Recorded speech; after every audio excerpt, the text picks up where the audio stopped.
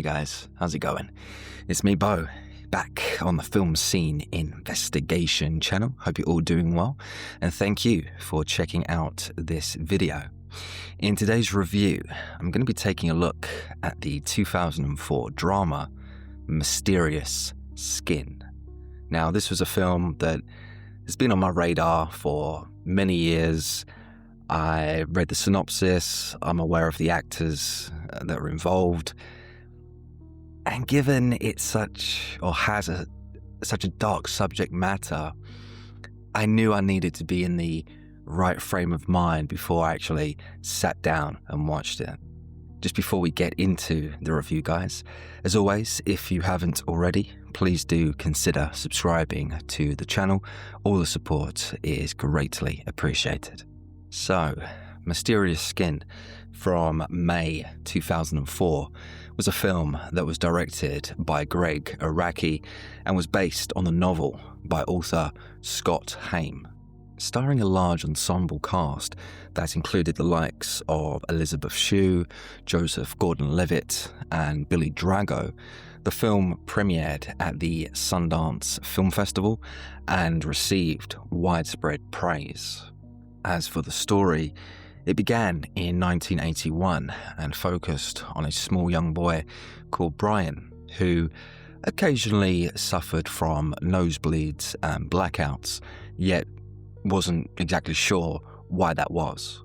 Up until that point, Brian had had a normal, healthy life. He had no health issues, but suddenly, he was dropping on the floor, falling unconscious, and both his parents, they knew about it, but they just seemed to shrug it off. Later on, Brian would end up wetting the bed on several occasions, which did indeed anger both his parents, but, obviously it couldn't be helped. Now, the fact that Brian was just a young kid, in his mind, he had to try and make sense of it all, and eventually came up with this idea that he had been abducted by aliens. In his mind, the blackouts, the nosebleeds, the wetting the bed, all of that was simply just a result of UFOs coming down, abducting him, and probing him while he was asleep. Yes, it was quite far-fetched, but he was a child, and like I said, he wanted to make sense of it all, and it was very confusing for him. But you see, all of this UFO talk, all of it was simply a coping mechanism, because in reality, Brian was being abused by his father. Separately, we were also introduced to a 9-year-old boy called Neil McCormick. He was a young child who lived with his mother, Ellen, who was played by Elizabeth Shue. His biological dad had gone, and so she was a single mother doing her best for her kid. Neil was a normal, happy-go-lucky kid, very ordinary. But you see, he had a very difficult upbringing, all thanks to his baseball coach, who was played by actor Bill Sage. You see, the coach was grooming Neil, taking him out, giving him this special attention, and it was all down to the fact that he was trying to abuse the boy. He gained Neil's trust, he gained his confidence, and then, he got his wish. He was able to abuse the kid while his mother was out working.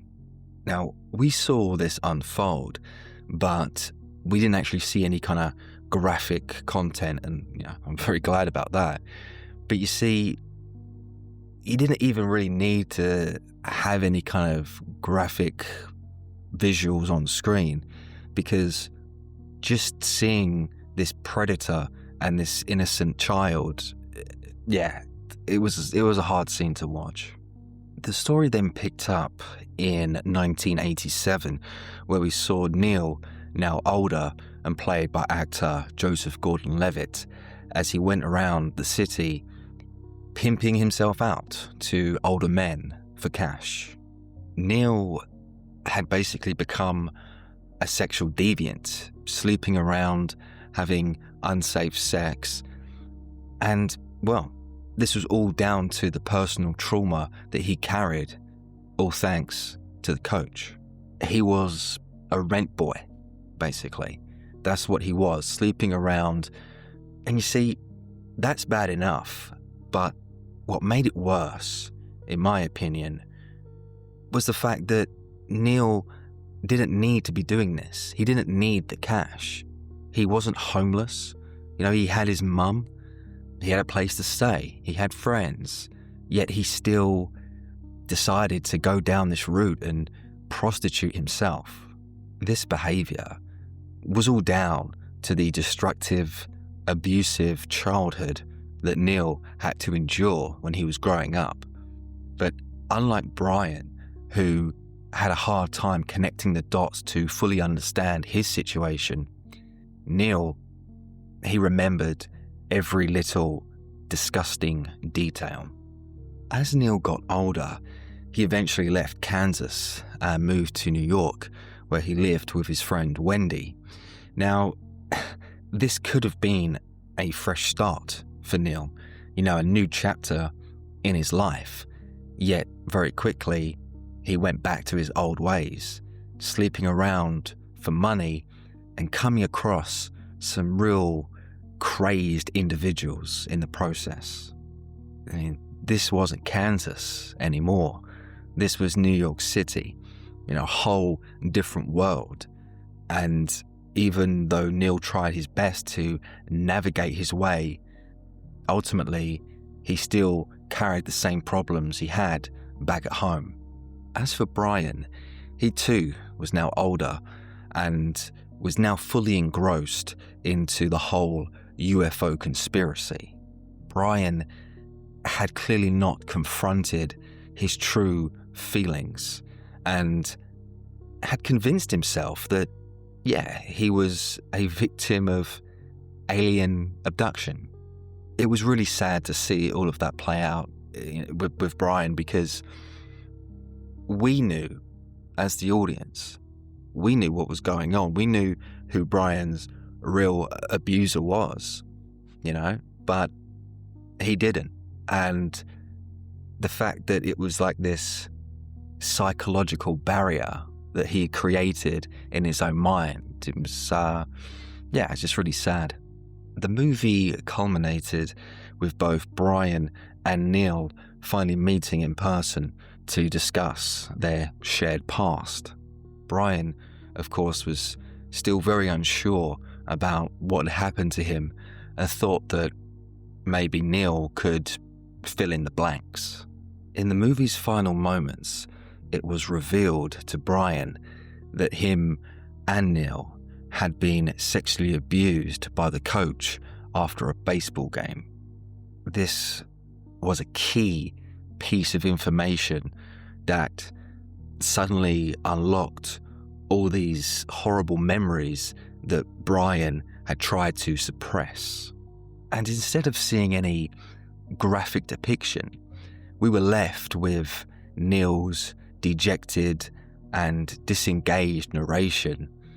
And I must say, the whole thing, it really conjured up a sense of dread. So now, let's talk about the film's messaging. As for me, it was one of the most interesting aspects of the movie itself. You see, Mysterious Skin portrayed its gay characters as sexually damaged people, with Neil McCormick being the prime example. He was an abused child who then grew up to be a sexually active gay man, sleeping around and picking up STDs along the way. Neil's hustling, all of that was self-punishment. You see, even though Neil was the actual victim of abuse, the whole thing, it left him feeling, ashamed. It made him feel humiliated, and inadvertently, he hated himself. Neil pursued these very dangerous situations, but not for pleasure. Instead, he was doing all of this, sleeping around, being promiscuous with men, he was doing all of that to try and feel something, feel some sort of authenticity amid his own emotional numbness. I mean, there can be no denying that if Neil had not been abused as a young boy, then, more than likely he would have grown up and lived a very ordinary life. I mean, Neil even said this in the film when he was with Wendy, and in the narration he said that if he had not been gay, then of course he would have grown up and likely married and had kids with Wendy. Taking all of that into account, this movie implied that most gay men are more than likely victims of abuse, and that's why they themselves turn gay later in life. Now, I'm not giving my opinion here, whether it's right or wrong. I'm simply just stating what was presented to the audience. And so, ultimately, Mysterious Skin, the 2004 movie, suggests that homosexuality is a reaction to past trauma and mental illness. Now, I must say, I was very surprised that the filmmakers had the courage to take that viewpoint, as, it's a very controversial one. While mainstream media will have you believe that it's a dignified lifestyle choice, the movie Mysterious Skin certainly challenges that idea with the Neil McCormick character. Whether you agree or not with the film and what it was trying to convey, ultimately, a film like this, I do not believe would be made today, because ultimately you can only really have positive gay messages, not negative ones. So that was quite a surprising take. I also found it interesting to discover that the filmmaker and director Greg Araki is gay. Now, I asked the question, since homosexuality was such a key element to the story, did the movie studio purposely seek out a gay director? Maybe that was, just a coincidence, but the fact that the director was gay, I found that even more intriguing, since Mysterious Skin certainly gives a very negative viewpoint on homosexuality. Most people would assume that if a gay man was directing, you would likely see a pro-gay message, and unfortunately that wasn't the case with this movie. Now, I want to mention the film's score that was produced and composed by Harold Budd and Robin Guthrie. It was very melancholy at times with these dreamy, sweeping guitar tracks. It really did evoke a lot of emotion throughout the film, and it kind of acted like its own character. The music set up each scene individually with its own unique vibe. Nowadays, especially in the mainstream, there's so much heavy use on hip-hop and dance, and so watching this film, it was just nice to hear a load of different guitar arrangements. It was perfectly suited for this type of film. Also, there was an absolutely brilliant piano piece, a track from the band Sigur Rós that I absolutely loved. The ending was already sad enough, but to add this really haunting piano piece as we saw Brian and Neil curling up together on the sofa, it just added a new layer of sorrow. You then had this bird's eye view of both guys sitting down with the camera slowly panning back. The end credits rolled, and it was such a compelling ending to a great film. I don't know who chose that track, but whoever it was, credit to them, because, as I said, it was perfect. It was such a great choice of song to use for such a gripping, heartfelt story. When it comes to the performances, Joseph Gordon-Levitt really impressed me with his portrayal as Neil McCormick.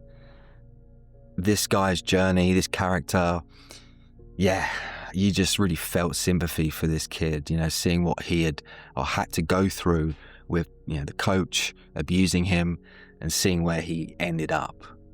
Neil was a victim of circumstance, and to see how his life turned out, to see how that trauma affected him later in life, it was really sad to see.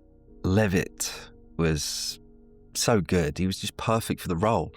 And, I've not seen his entire filmography, but I've seen, a handful of his films, like Inception, Looper, Dark Knight Rises, even 500 Days of Summer.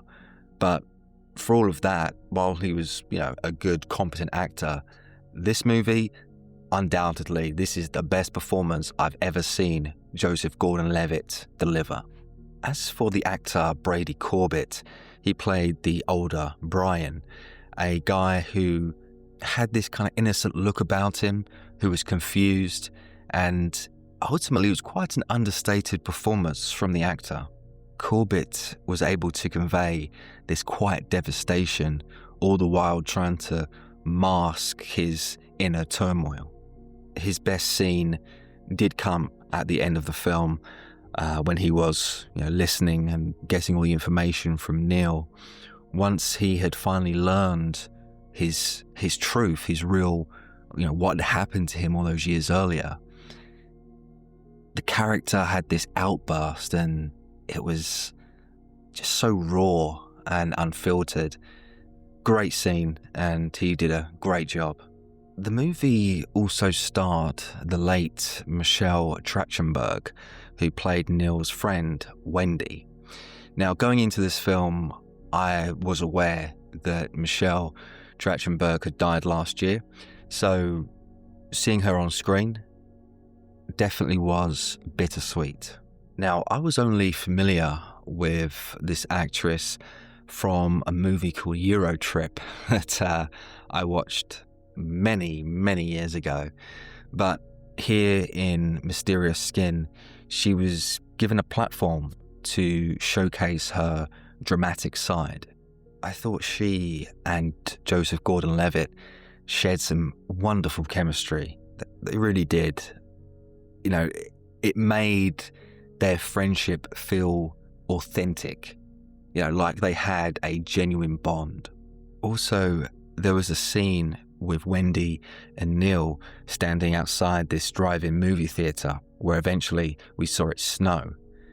It was such a magical moment, something that completely took me off guard. And once again, just knowing that the actress is no longer with us, dying at 39, it really was bittersweet. I can't really describe it any other way. She was such a beautiful woman as well. A real sad loss. I should also take a moment to mention the ensemble cast, because overall there were no bad performances in this movie. Bill Sage, who I mentioned earlier, played the baseball coach. He did a very convincing job, and I really hated his character. And it was just a shame that the coach never really got his comeuppance in the end. Also, actress Elizabeth Shue, she played Neil McCormick's mother, Ellen. It was a limited role. She didn't have that many scenes, but I thought she did a pretty good job. The only thing is that after you've seen the film and then you look back, the mother, could be blamed, for her neglectfulness towards her son. The fact that she was so trusting of strangers ultimately put her son in a terrible situation.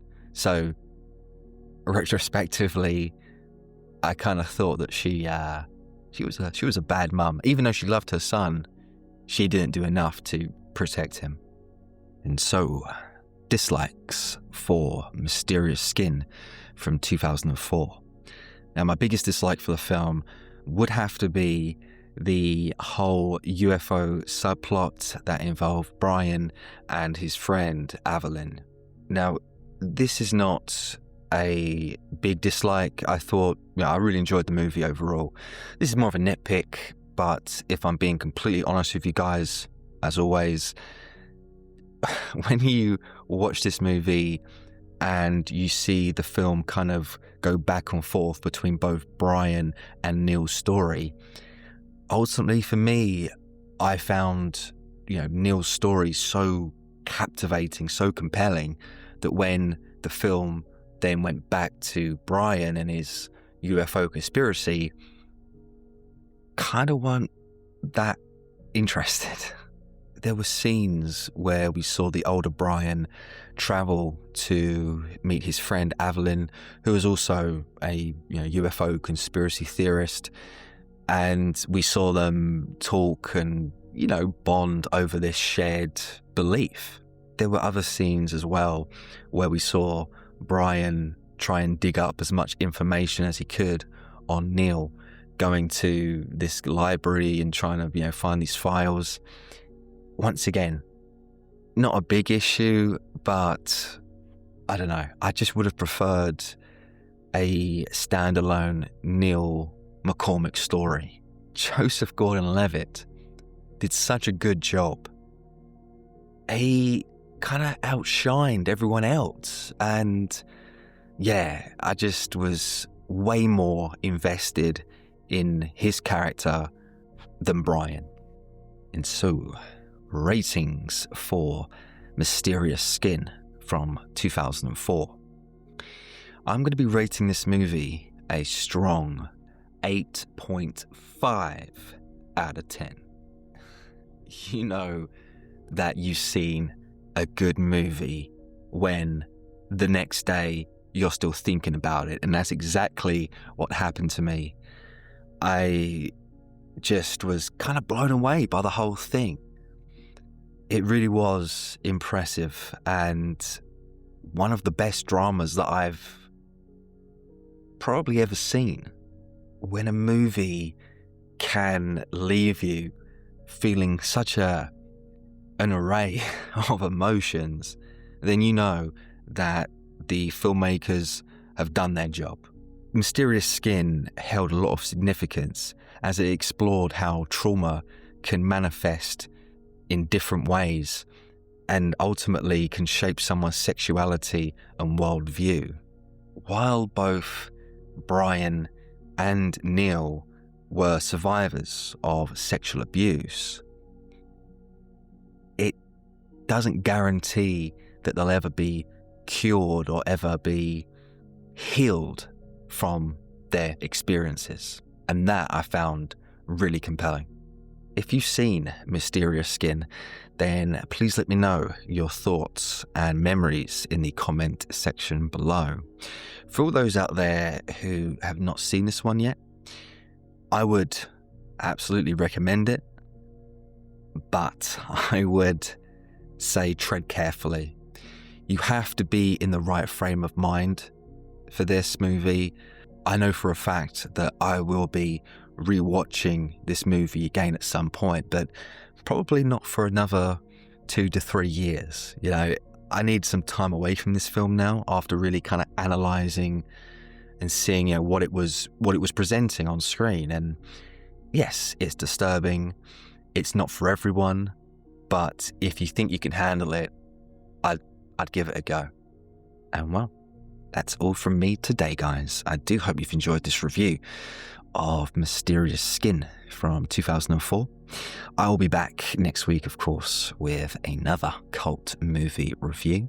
If you haven't already, guys, I do appreciate if you could subscribe to the channel. All the support is greatly appreciated.